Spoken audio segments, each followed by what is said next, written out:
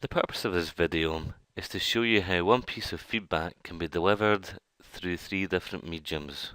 The mediums we'll be focusing on for our feedback, our different forms of feedback, are text, audio and video. This will allow us to see how they can be applied to enhancing student feedback. So let's begin with looking at text. We're now looking at text feedback, and for the purposes of this video we have a narrative. The narrative is that all the feedback, it will be the same piece of feedback we'll be looking at just from three different points of view, and the feedback relates to our digital literacy quiz. I'll be giving feedback for a student who hasn't done too well. That student is me, unfortunately. And what we'll now do is we'll just have a brief look at how text feedback can be added. The feedback we'll be focusing on is the feedback within the comments and feedback section here. So what I'd like to do in a few moments is pause this video and just look at the text on screen briefly, and then we'll come back to analyse this shortly. Okay, so I'm assuming you've had time to look at the text feedback. What you'll notice first off is the message here can sound a bit abrupt. This is because sometimes when you're using text, you'll notice that the message can get lost, and of course the tone of the message, this gets lost entirely. And also as well, you'll notice for all we have 4 questions correct and 6 questions wrong, doesn't actually tie up to the questions. In other words, there's no feedback provided for the student, so the student doesn't know why this question was incorrect, etc. So that's another that is a limitation of text feedback, along with, as you can see, if you were to give a detailed feedback, you need to type a lot more text within the box here to give the student that proper support. So now that we've reviewed text feedback, we'll go on and look at audio feedback. We're going to look at the same piece of feedback we viewed in our previous section, and within the text feedback I mentioned tone a lot and the message getting lost. Well, what I'd like to do now is I'm going to play you this feedback that's on screen here, the feedback that's within the comments and feedback section, narrated by me, but in 2 distinct different tones. Now there's a wee gap between the 2 different recordings, so please do allow a moment or two. I'll now play the recordings.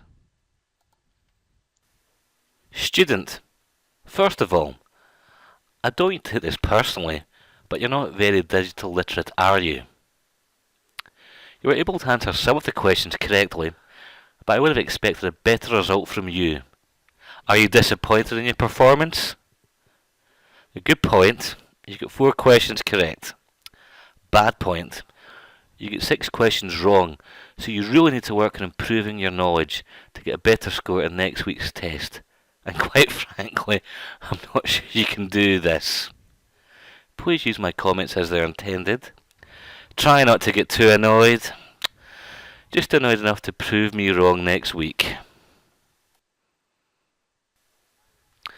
Hey Greg, first of all, I don't mean to take this personally, but you're not digital literate, are you? You were able to get some of the questions or answer them correctly, but I would have expected a better result from you. Are you disappointed in your performance? Good point, you get 4 questions correct. Bad point, you get 6 questions wrong, so you really need to work on improving your knowledge to get a better score in next week's test. And quite frankly, I'm not sure you can do this. Please use my comments as they're intended. Try not to get too annoyed, just annoyed enough to prove me wrong.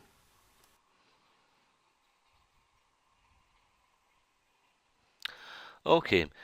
So we've listened to our 2 recordings of the audio feedback. Obviously the first recording was quite negative in tone, quite sarcastic, quite dismissive. However, the second recording, as you heard, was more sympathetic, and therefore the tone was entirely different. And as I mentioned earlier on in the text feedback section, the meaning of it doesn't get lost. You can understand how the student might hear that first voice in their head when looking at the text feedback. It sounds very dismissive, quite sarcastic. So we've heard how the tone of your delivery can make a difference in audio feedback, and also the other factor you have to keep in mind as well is to be descriptive within your feedback as well. So for example, you may say question 4 incorrect. You may want to look at the associated reading, because you're going to have to describe where you're referring to within the page or submission you're looking at. So we'll now move on to video feedback. We're now looking at our same piece of feedback again, however this will be done from a video perspective.